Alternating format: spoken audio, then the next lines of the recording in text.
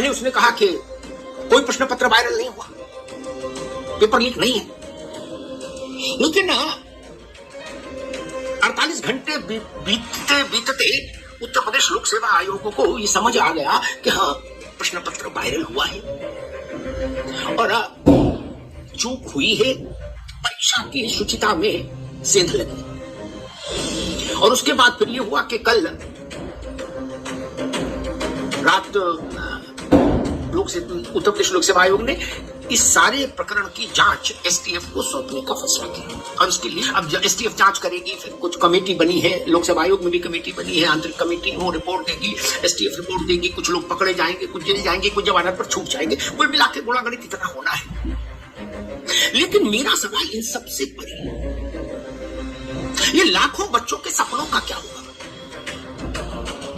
इनके सपनों के साथ जो खिलवाड़ होता है उसकी जिम्मेदारी कौन लेगा, किस पर डाली जाएगी? नौजवानों के सपनों के साथ विश्वासघात करने वाले कौन है? परीक्षाओं में सेंध लगाने का ये जो एक संगठित गिरोह है, नेक्सस है, इसकी जड़ क्यों नहीं खोदी जाती? इसका समूल उच्छेदन क्यों नहीं होता, उन्मूलन क्यों नहीं हो रहा? और मेरी चिंता इससे आगे जाकर एक और है, वो इससे भी बड़ी चिंता है, कई गुना ज्यादा बड़ी चिंता है। 17 और 18 फरवरी को, इसी 17 और 18 फरवरी को उत्तर प्रदेश में पुलिस भर्ती परीक्षा हो रही है। इस भर्ती परीक्षा में 55 लाख नौजवान शामिल हो रहे हैं, 55 लाख, आधा करोड़ से ज्यादा। अब कितनी बड़ी परीक्षा है आप संख्या से अनुमान लगा लीजिए।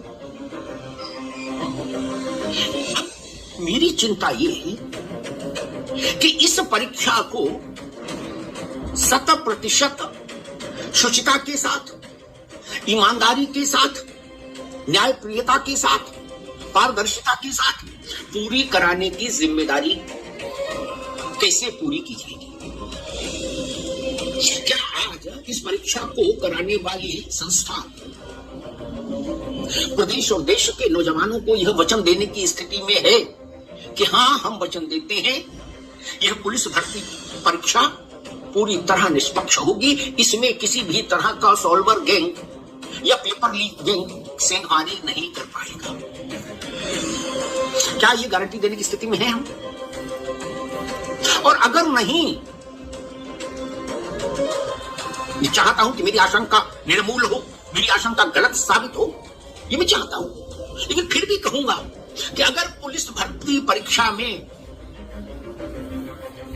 माफिया, नकल mafia, solver mafia, paper leak mafia, इस तरह के माफिया ने हस्तक्षेप किया, सेंधमारी करने में सफलता पाई, तो इस प्रदेश में, देश में हाहाकार मचेगा। 50-55 लाख नौजवान छोटी संख्या नहीं है, बहुत बड़ा हंगामा होगा, तनाव की स्थितियां बनेगी, प्रदेश की सड़कों पर नौजवानों के आंसुओं का सैलाब आ जाएगा, आंसुओं का सैलाब आ जाएगा। उस सैलाब में बहुत कुछ बह सकता है। 50 लाख से ज्यादा नौजवानों के आंख से आंसू निकलेगा, तो फिर वो सैलाब क्या क्या बहा ले जाएगा, कल्पना से परे है। आज उसकी व्यवस्था सुनिश्चित हो कि वहां किसी भी तरह का माफिया सेंधमारी नहीं कर पाएगा। ये सबसे बड़ी प्राथमिकता प्रदेश में होनी चाहिए इस वक्त। जो भी परीक्षा कराने की एजेंसियां हैं, संस्थाएं हैं, आयोग है, भर्ती बोर्ड है, उनकी जिम्मेदारी है ये। और अगर वो ऐसा नहीं करा पाती तो उन संस्थाओं के, एजेंसियों के, भर्ती बोर्डों के, आयोगों के अध्यक्षों को, सचिवों को और तमाम बड़े पदाधिकारियों को गिरफ्तार करके जेल में डालिए, पद से हटाइए, मुकदमा खिलाफ ना, उनके खिलाफ मुकदमा कायम करिए। ये कोई तर्क थोड़ी ना होता है कि सॉल्वर गैंग वाले ज्यादा होशियार है, हम क्या करें?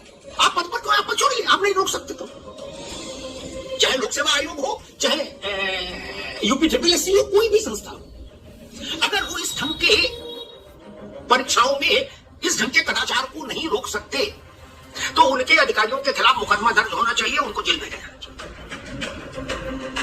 नौजवान का आंसू जहां गिरे वहां हमारी हथेली होनी चाहिए। बड़ी चुनौती है, बड़ी प्राथमिकता है, बड़ी कसौटी भी है।